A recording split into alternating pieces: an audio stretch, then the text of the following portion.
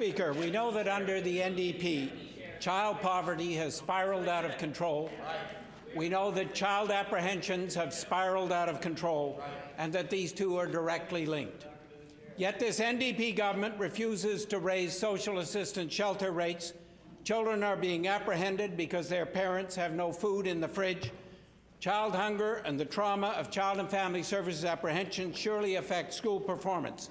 I ask the Premier, what is the graduation rate of children who have been in the care of Child and Family Services? I want to thank the Leader of the Liberal Party and the member for River Heights for being here today to ask a question. I appreciate that.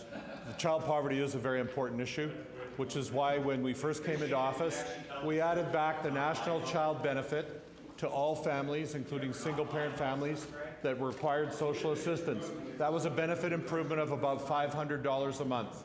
And Mr. Speaker, we have additional programs for people in the child care system, which continues their support after they hit the full age of 18.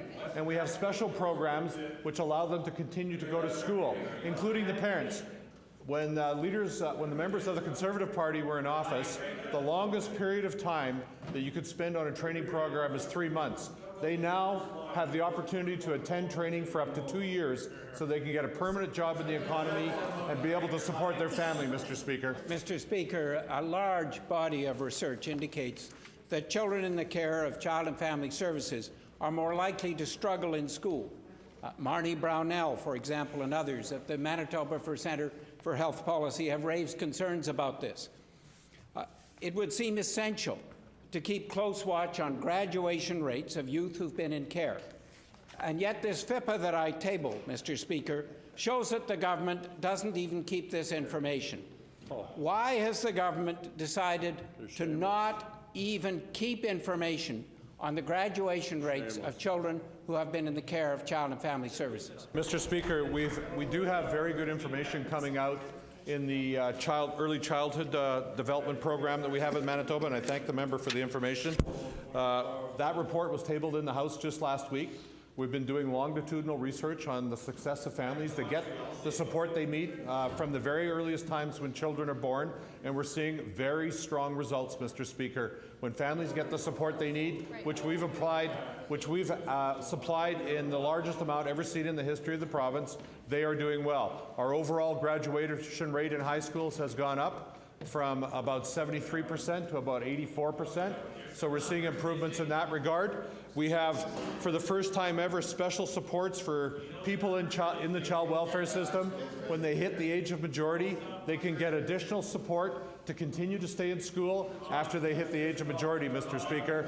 And we do special programs with universities like the University of Winnipeg, which allows young people on social assistance to get a tuition waiver when they go to university, Mr. Speaker, in spite of the government's claims, senior officials at the University of Winnipeg have indicated that the graduation rate for students in the inner parts of Winnipeg is an appalling 50%.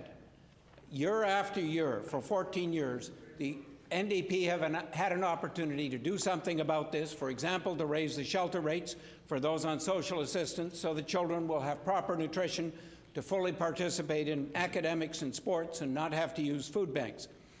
I ask the Premier, why has he not kept track of the graduation rates for children who've been in care or even in individual schools in the inner parts of Winnipeg to use as a measure so that he can change and improve his policy? The member's time has expired.